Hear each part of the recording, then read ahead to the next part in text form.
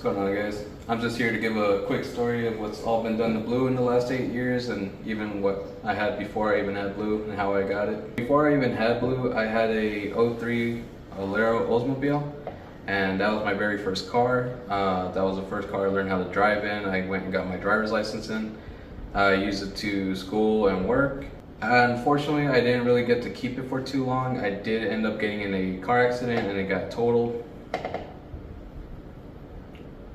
And me being a student still at high school, I had to work continuously until I saved up enough money and I found Blue. Ended up finding Blue on Craigslist. It was listed for $700 and a manual transmission, which was perfect because I wanted to learn how to drive manual.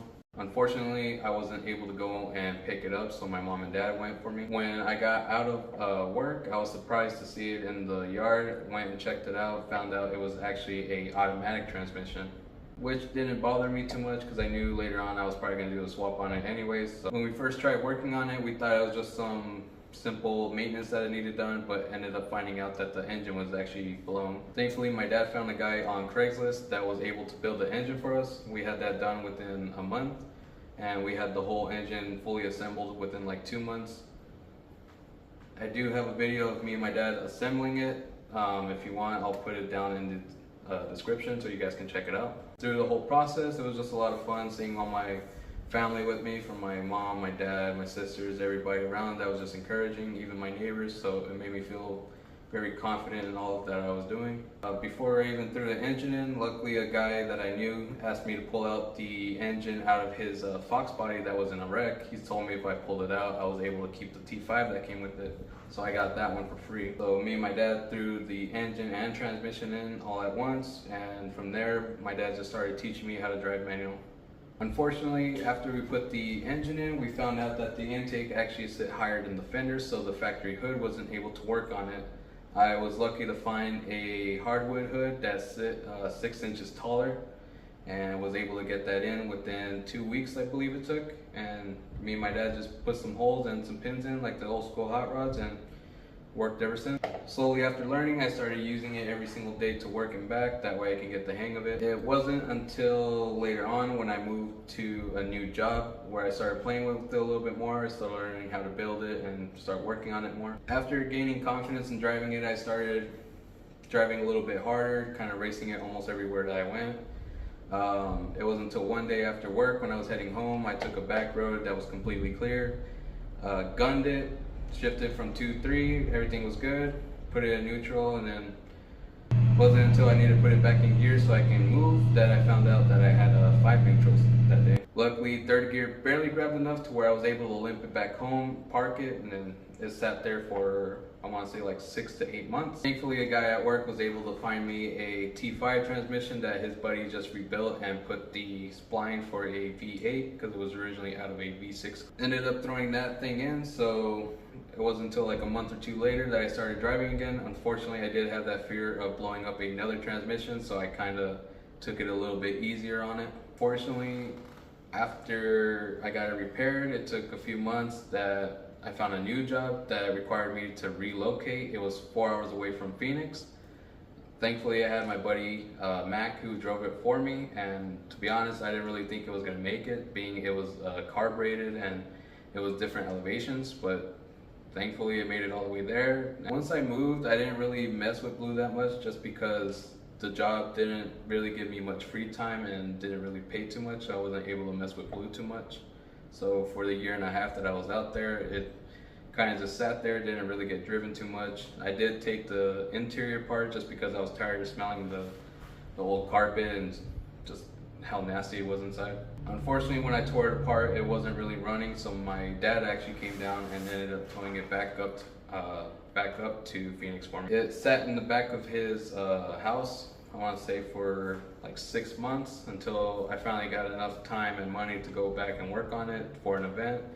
Ended up taking it out to Element Wheels grand opening.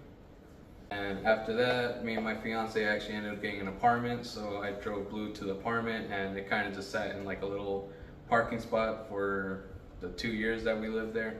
It just sat right next to a water sprinkler that kept hitting it, so that's why there's like more water spots and it's a little more faded. It wasn't until we got our house that I actually started working on it a little bit more, and I didn't do too much. All I just did was a carburetor rebuild on it just because it wasn't running too right, and there was actually a lot of gunk in there from old fuel just sitting in it and just deteriorating everything inside.